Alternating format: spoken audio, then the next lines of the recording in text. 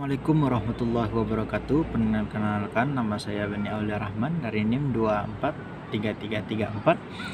Saya prodi Pendidikan Agama Islam State Ahlussunnah Bukit Tinggi. Kali ini saya akan membuat video ujian akhir semester pada pembelajaran strategi pembelajaran. Nah, di mana dosen pengampu mata kuliah ini adalah Ibu Afni Lindra MA.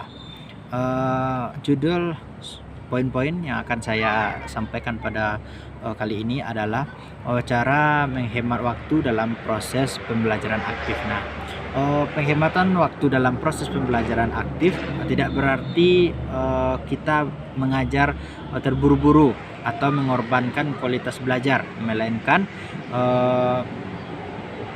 menggunakan waktu sebaik mungkin agar waktu tersebut setiap menit sesi dapat digunakan untuk kegiatan yang bermakna, secara pedagogisnya. Jadi ada beberapa cara yang dapat kita terapkan supaya pembelajaran ini aktif. Nah, yang pertama saya ambil poinnya adalah menyiapkan instruksi tertulis singkat. Nah, jadi ketika kita membaca Assalamualaikum ketika membuka pintu, jadi kita buka pintu Assalamualaikum. Nah, jadi setelah itu murid-murid yang belum duduk kita persilakan duduk terlebih dahulu. Mungkin ada bangku yang kurang rapi, kita suruh rapikan. Kursi kamu silakan dirapikan. Itu ada sampah bagian bawah. Nah, jadi kita gunakan instruksi secara singkat, boleh secara tertulis atau kita umumkan dengan lantang, silakan semuanya duduk. Nah, jadi dengan instruksi tersebut, dengan singkatnya peserta didik langsung paham. Nah, setelah itu dia langsung duduk dan merapikan tempat duduknya. Setelah itu agar aktif pembelajaran ini, kita gunakan diskusi kelompok. Nah, diskusi membentuk kelompok sebelum diskusi dimulai. Nah, jadi ketika kita membuat kelompok, kita buat misalnya kelompok 1, kelompok 2, kelompok 3. Nah, kita membagi kelompok tersebut, jangan satukan murid yang pintar dengan yang pintar saja, tetapi gabungkan keseluruhan tanpa pandang bulu, tanpa pandang kepintaran, tanpa pandang siapa dia. Jadi kita satukan seluruhnya, misalnya yang si A dengan si B dengan si C dengan D, begitu seterusnya. Mungkin dengan cara kita hitung dari ujung 1, 2, 3, 4 berapa banyak kelompok, jadi begitu seterusnya sampai ke belakang. Jadi tidak ada pilih-pilih dalam pembagian kelompok tersebut. Setelah itu gunakan waktu dalam pembagian kelompok tersebut. Nah, misalnya kita yang membagi, kita gunakan 2 menit saja dalam pembagian kelompok. Nah, jadi tidak berlama-lama kita dalam pembagian kelompok tersebut agar mereka tidak sibuk dengan siapa kawannya, siapa temannya, dengan siapa saya. Jadi dengan waktu 2 menit, ini dengan ini dengan ini dengan ini, silakan buat tempat duduk kelompok 1 di sini, kelompok 2 di sini, kelompok 3 di sana. Nah, jadi tidak berlama-lama kita dalam pembagian kelompok tersebut. Setelah itu mengkondisikan bahan ajar sebelum kelas tersebut. Nah, jadi sebelum kita masuk kepada kelas tersebut, sebelum kita masuk ke dalam proses pembelajaran, alangkah baiknya materi tersebut kita siapkan terlebih dahulu. Nah, jadi itu tugas kita sebagai seorang guru. Kita misalnya kita print dulu tugas yang akan kita berikan setelah pembagian kelompok ini kepada peserta didik. Kita print tugasnya, atau kita copy, atau kita siapkan di papan tulis, atau kita beri kertas, atau semacam apalah. Jadi ketika kelompoknya sudah dibuat, jadi tidak memikirkan lagi ini bagian ini bagian ini bagian ini, tidak. Jadi setelah pembagian kelompok, kita bisa langsung bagikan bahan ajar di kelompok tersebut. Ini misalnya bagian pengertian saja, ini bagian dalil saja, ini bagian cara-cara saja. Jadi dengan bahan ajar setelah disiapkan, jadi kita tidak memikirkan lagi apa yang akan kita bahas di kelas setelah pembagian, bagaimana proses pembelajaran pada waktu itu. Selanjutnya yaitu menetapkan sinyal peralihan kegiatan. Nah, maksudnya dalam proses pembagian kelompok itu kegiatannya apa? Nah, misalnya ini adalah diskusi.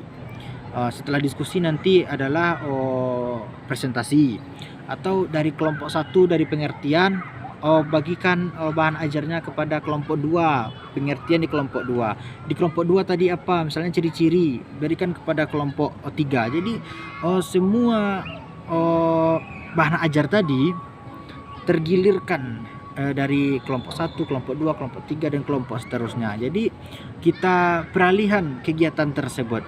Misalnya setelah dibuat pembelajarannya, jadi kita lakukan, kita suruh mereka diskusi, dan setelah diskusi ini apa?